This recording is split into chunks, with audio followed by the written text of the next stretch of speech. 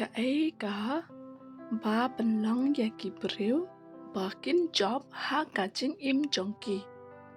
Ladap yuk sengau Jingmut toy na kaneka video wanam glad ban share lam sheki perlak lane haying sam jangpi wanam glad ro ban pek step by step nang ba pin yuk Jingmut toy na kaneka video alang ini pek ya kaneka jinghikai. They set real goal that they can accomplish. They set real goal that they can accomplish. Kibu shisha ya kathong kaba kila ban pendep. They are more excited about their journey. They are more excited about their journey. Kisngau tenan bah ya kacinggai lenti jongki. Patience is a key to success. Patience is a key to success. Kacinggai sha kalong ushabi sha kacingjo. They never give up. They never give up. Kimcho kanrandin. They work very hard. They work very hard. Kitray shitamha. Winners never quit. Quitter never wins. Winners never quit. Quitter never wins. Kiba job kimchu kanrandin. But Kiba kanrandin kimchu job. Failure is the key to success. Each mistake teaches us some things. Failures is the key to success. Each mistake teaches us something.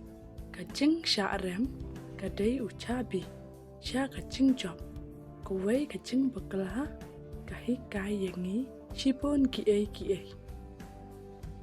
Successful people don't fear failure but understand that it's necessary to learn and grow from. Successful people don't fear failure but understand that it's necessary to learn and grow from.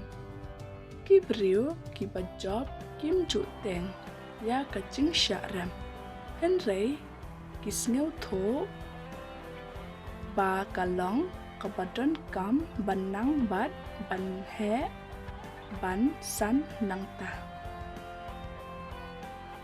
It does not matter how slowly you go as long as you do not stop.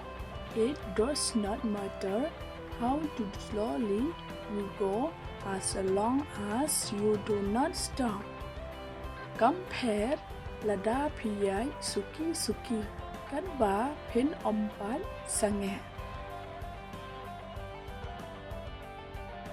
Never stop dreaming. Never stop believing. Never give up. Never stop trying and never stop learning. Never stop dreaming. Never stop believing. Never give up. Never stop trying and never stop learning. What chu sange ban pox new. What chu sange ban ngek. What chu kanrandin. What chu sange ban persang bat. What chu sange ban nang ban tip. If you don't give up on some things you truly believe in, you will find a way. If you don't give up on something you truly believe in, you will find a way. Lada pim kanrandin ha ki kaba pidon shisha kata kachingay pin sashem yakalenti. The ones who falls and gets up is stronger than the one who never tries. The one who falls and gets up is stronger than the one who never tries. Kito Kiba hap ban kia biang, kikam klan ban ya kito ibamju bersyang. Don't let others discourage you. Don't let others discourage you. What I bagi way in pendo mensen yapi. The only true failure is when we give up. The only true failure is when we give up. Ka Jingim ka ba shisha ka long ka bangi kan randit no.